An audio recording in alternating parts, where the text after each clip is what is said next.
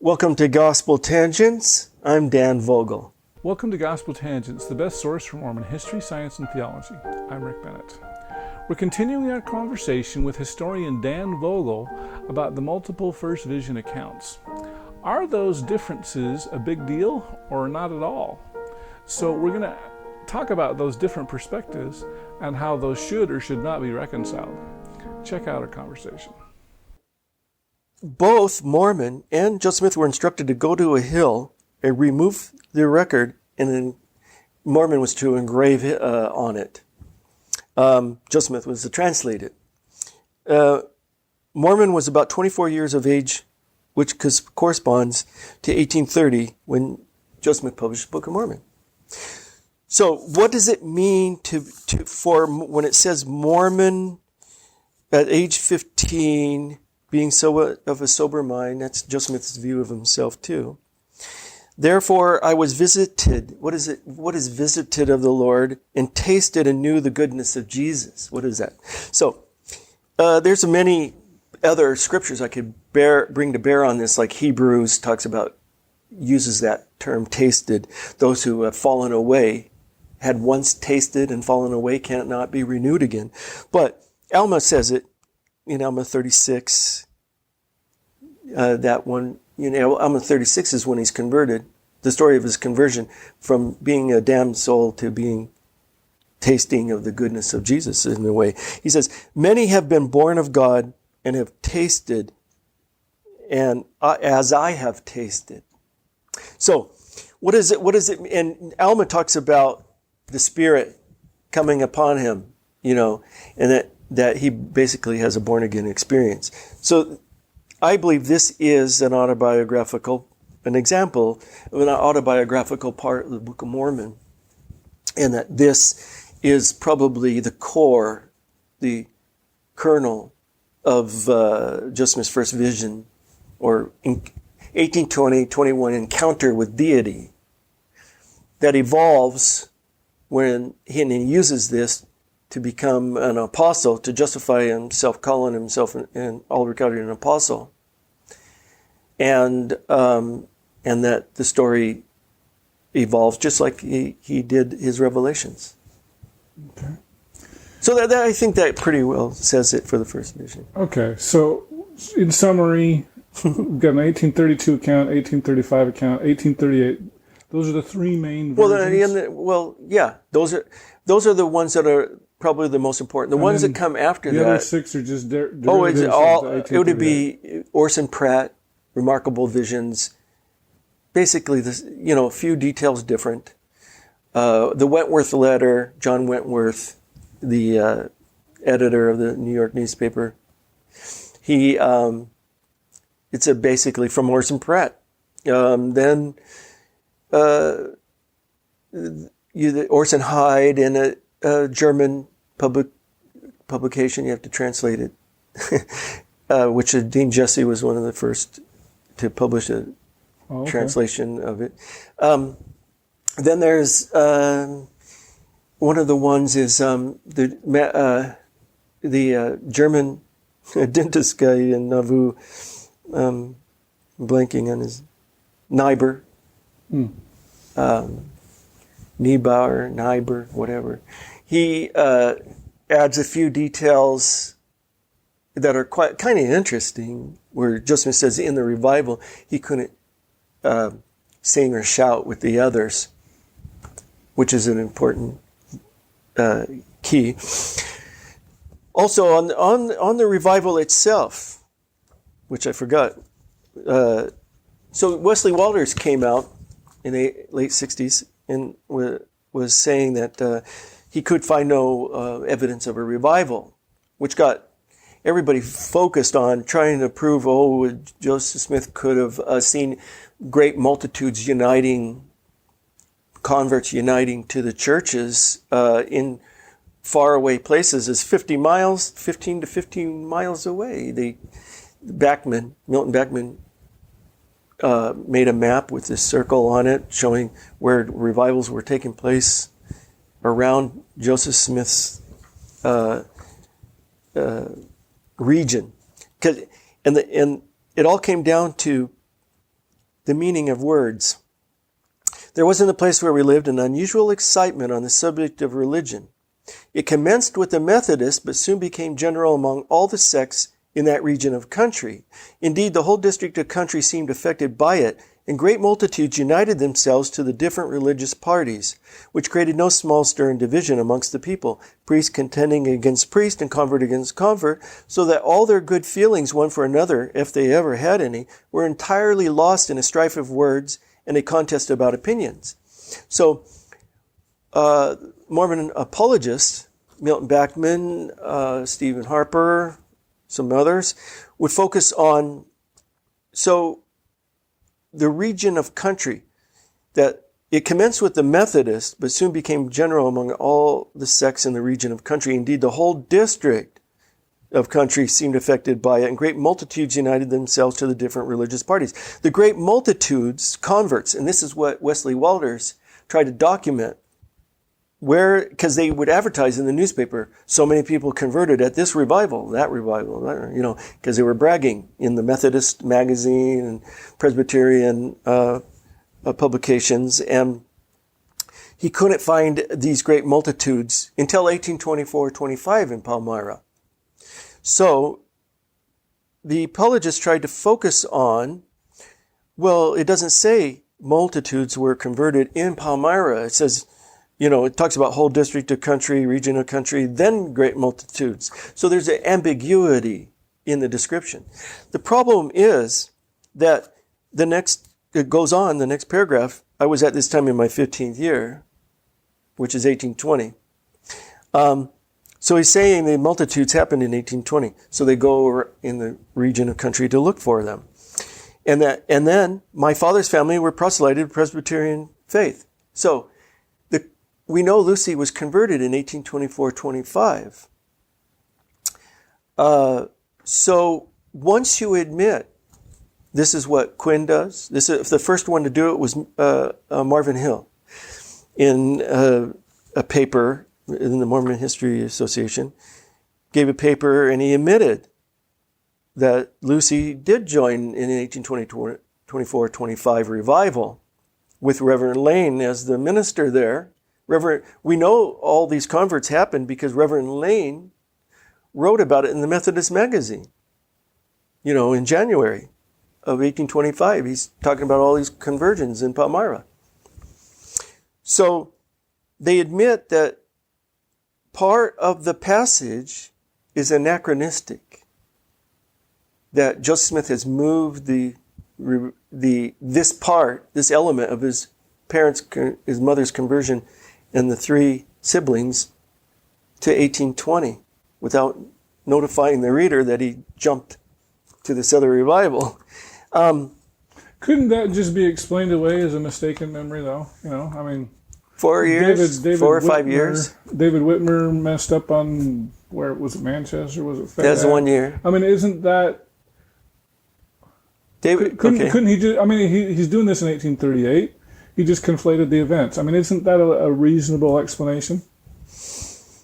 Did he? Okay, so once you admit that he has a faulty memory on this in regard to Lucy's conversion, then why struggle to make the revival happen in Palmyra, or that Joseph Smith could have attended a revival somewhere in the region? Why struggle with that when you've already admitted that this part over here with Lucy could be a faulty memory, that no matter how it happened, it's anachronistic to this account. So you've already admitted that there's anachronisms. Okay. So why be so hard-nosed about the revival unless you have some vendetta against Wesley Walters? Well, that's kind of my question, because to me, and maybe it's just me, I don't care really whether it was 1820 or 1824, Joseph got the date wrong. What's the big deal, I guess is what I'm saying. I don't think it's a big deal. Okay. But, and so even Quinn admits, let's say Quinn admits that Joseph Smith brought it back and put it in 1820. I think there's a reason why Joseph Smith did this, though. In 1820? Yeah, why he moved this revival to here. Okay, why? Because he made the vision answer the question that happened in 1824. So once he... Okay. Remember in 1832, he's only forgiven of his sins. Okay. He's not told, don't join any of the churches. Right? Right. Don't join any of the churches, because we know that he attends the Methodist Church. He doesn't join, but he attends the Methodist Church in Harmony, Pennsylvania with Emma, his wife. But there's no commandment not to join any of the churches. They're all false. But it isn't until 1838, don't join. Because he's made this vision, he's changed this vision from a personal experience into one that's a founding event for the church. So he's using the revival to teach a lesson. Okay, and there's several lessons in the 1838 account. And one of them is, he's using the vision and the command not to join any of these churches.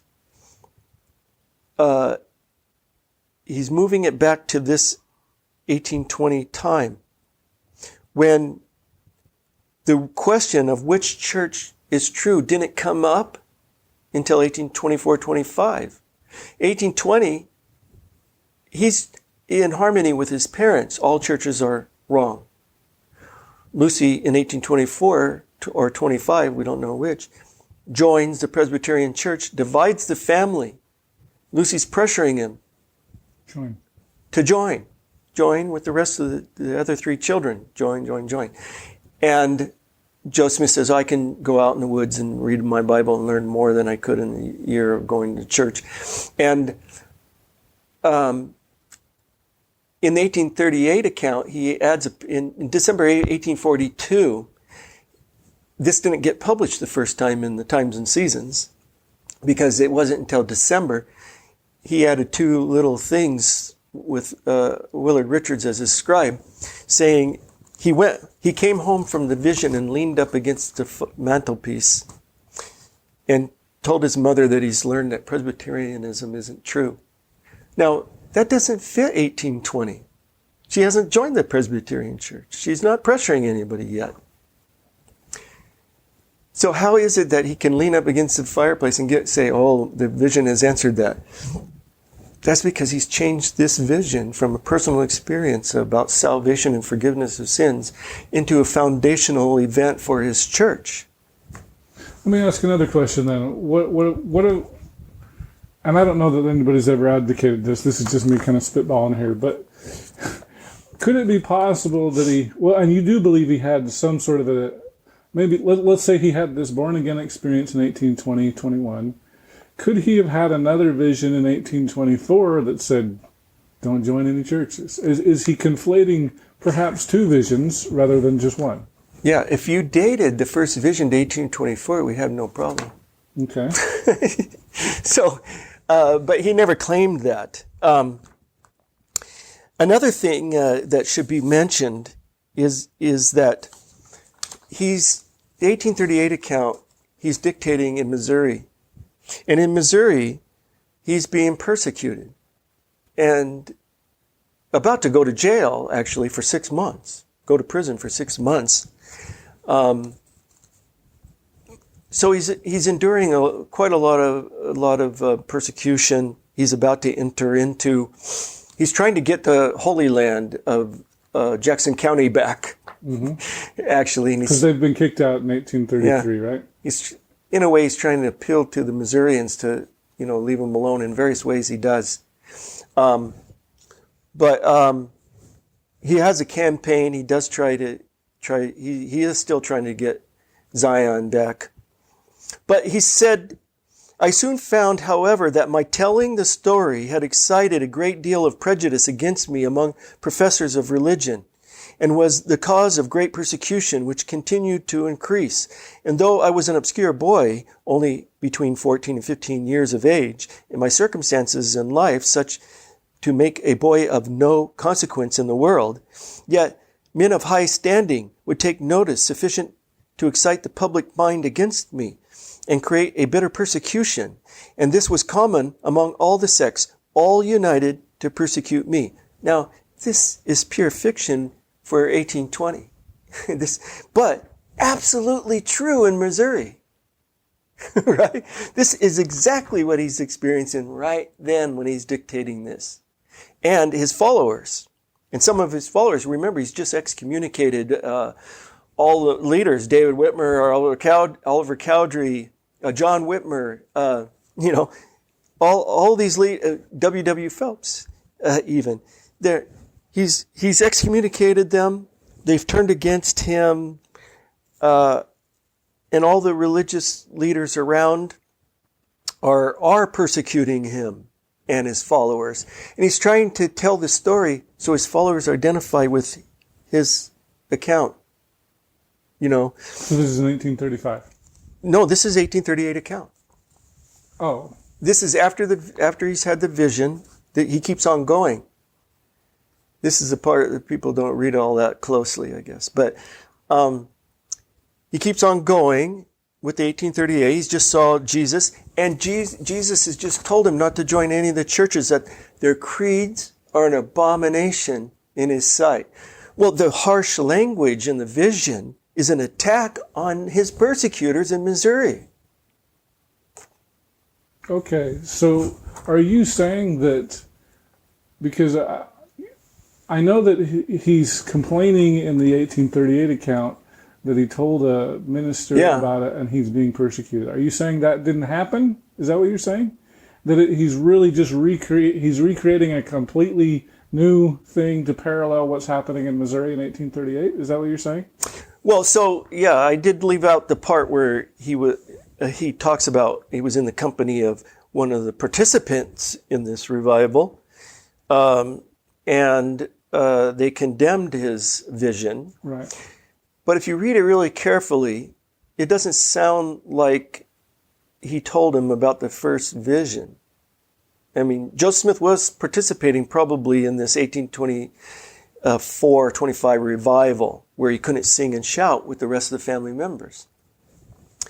And they probably rejected him if he tried to talk about the treasure guardian and the gold plates and possible information on the gold plates that might have solved some religious issues, and he doesn't identify the participant, one of the leaders in this meeting. But the response was, well, God doesn't give revelations anymore. The Bible's all there is, basically. Which would be a response to the gold plates, not to God appearing. Because we just talked about how Methodists and other revivalists and even ministers, when they have their conversion experiences, talk about similar visions. And the 1832 account, which is after that, supposedly, doesn't talk about, it says all the churches are false and that they, traditions of men and God, Jesus is going to come and destroy the ungodly and the wicked soon.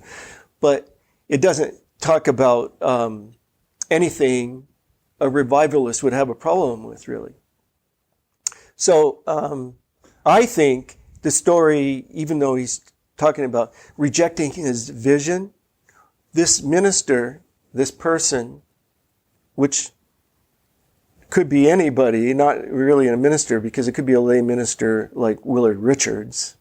Because Willard Richards in the 1830 census, I believe it is, says that he's a Methodist clergy, or, minister. So he could have been a lay Methodist minister. But they're rejecting his, probably the story of the guardian angel or guardian spirit, treasure guardian over the plates, telling that story, and that the plates started having a religious connotation, and they rejected that because there's no more revelations. The Bible is all there is. So forget about that story of your book. and I don't care what answers are in that book, because the Bible's, that's all there is. That's the only revelation. They wouldn't have condemned the first vision. There was nothing to condemn in it. Okay. So one more part here is how he's using this story with his present audience as proof of his mission. It seemed as though the adversary was aware at a very early period of my life that I was destined to prove a disturber and an annoyer of his kingdom. Else, why should the powers of darkness combine against me? Why the opposition and persecution that arose against me almost in my infancy? Well, this is pure fiction when you talk about it from the standpoint of 1820. But a message he wants to tell his followers. The more they persecute me, the more, that's because I'm telling the truth. It's the devil. They're of the devil, and they're trying to persecute me. Then he goes on to say, I have actually seen a vision, and who am I that I can withstand God, or why does the world think to make me deny what I've actually seen? For I have seen a vision, I knew it, and I knew God knew it, and I could not deny it. Neither dare I do it. At least I knew that by so doing I would offend God and come under condemnation. That's the apostates. That's the people that did deny the Mormonism and have left him. And he's telling them, don't deny the faith.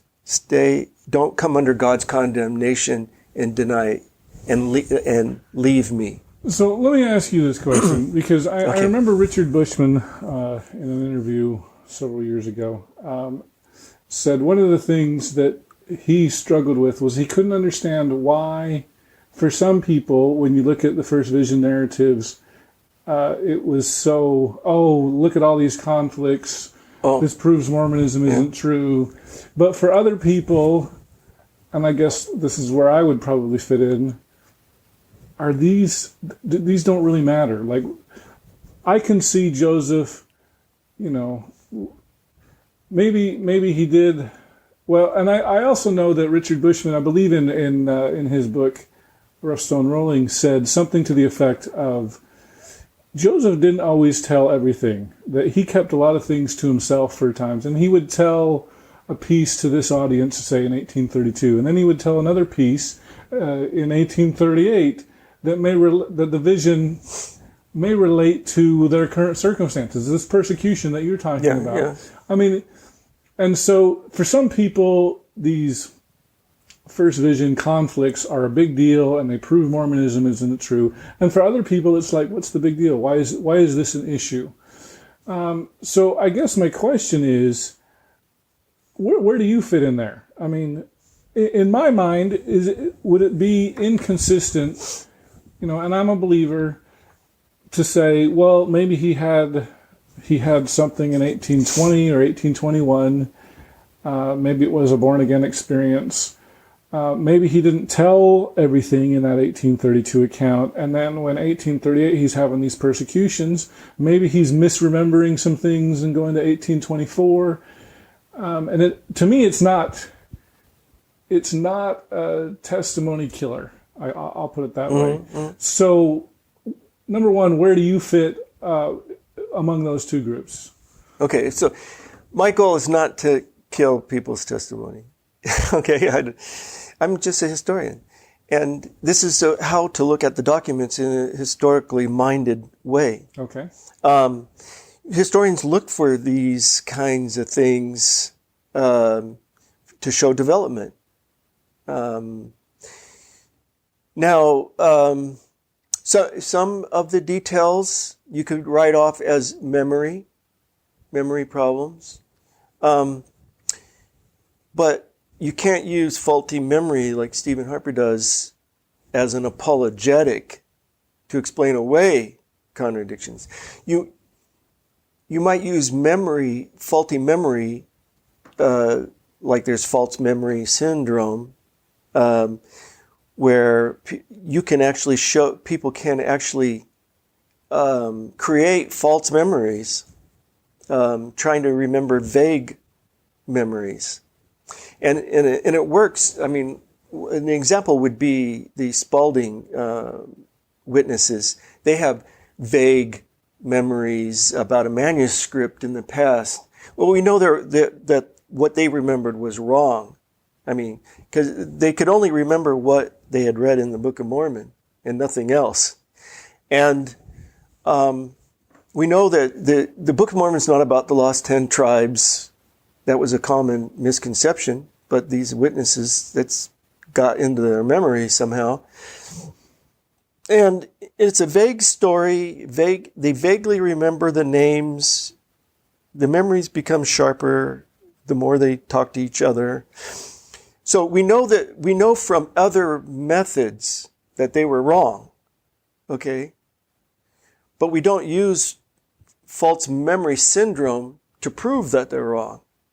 We use that as an explanation of how they got it wrong. Okay? So you can't come up on Joseph Smith and say, well, there's these contradictions, and they could all be explained away by this false memory syndrome theory. Or else you can never catch anyone making things up or prevaricating on whatever issue. They could always say it's memory, and a lot of politicians try that. But it's not what historians do. It's what apologists do. Okay, so I wouldn't say, I'm not trying to kill people's memory or testimonies. That's not in my concern. I don't care about that question. Okay, it's not that I don't care about your religion or anything. I don't care about destroying people's faith or anything. I'm just trying to get the close to what probably really happened as I can. That doesn't mean that some people of faith can hang on to that faith, but it has to maybe evolve a little bit. You know, I'm just trying to find the facts and what probably the best evidence, the best scenario to explain the evidence. It's not my job to figure out how people of faith are what to do with this. I could just point out the problem, not the answer maybe, you know. So I think there is a way to hang on as long as you want. But so you wouldn't be and opposed, people in different ways. It's a very personal thing. So you wouldn't be opposed to somebody that says, yeah, I think Joseph conflated maybe one or two visions here, conflated 1820 with 1824, and it's not that big of a deal. Yeah, there's some contradictions there, but it's you know, it's a faulty memory, big deal. Well, I think he changed it on purpose to teach a lesson. He's more concerned. He's a charismatic leader. Mm-hmm. He's not a historian. He can care less about history, facts, keeping the revelations pure as they were originally given. He doesn't care about any of that. He is trying to get things done, motivate people to do things that they wouldn't do without this motivation. And so your opinion, which may be different than a faithful person's opinion, it is. It is. Okay, so you think he had a born-again experience, 1821, mm-hmm. and then he embellished this first vision and story as time went on in order to prove some, say, spiritual truths or authority claims or things like that. That's kind of where you're coming from? Yeah, it's useful fiction, as you might call it, but it really happened. It really changed his life. The original born-again experience was real to him, in my mind. Real. It changed his life. It made him do things that... I see Joe Smith as a religious zealot, not some atheist guy that is out to con people, get money, and manipulate people. And I believe he is a narcissist, like just about any leader in any area of life, almost. I believe he does have, I wouldn't say he has narcissistic personality disorder, though. I don't think it's necessary to diagnose him with a disorder. I'm just saying he has narcissistic traits. Okay. And which charismatic leaders do. Mm-hmm. And it's part of what drew people to him. And what made him not doubt himself and think that he had limitations. I mean, that whole idea of he's going to found a Zion, in the wilderness, and it's going to become a large city and take over the world, is a pretty narcissistic endeavor. So he wouldn't have tried such a thing, and he failed, of course, miserably failed with the establishing Zion, because narcissists overestimate their abilities, and he did. So, so he has those traits. I kind of lost my train. All right. Well.